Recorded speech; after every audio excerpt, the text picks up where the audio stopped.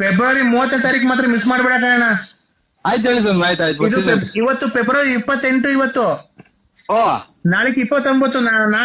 ನಾನು ಫೆಬ್ರವರಿ 30 ತಾರೀಕು ನಾನು ಸತಿ ದಿವಸ ಅವತ್ತು. ಆಯ್ತು ಸ್ವಾಮಿ, ಆಯ್ತು ಖಂಡಿತ ಬರ್ತೀನಿ. ಯಾವ ಊರು ಅಂದ್ರೆ?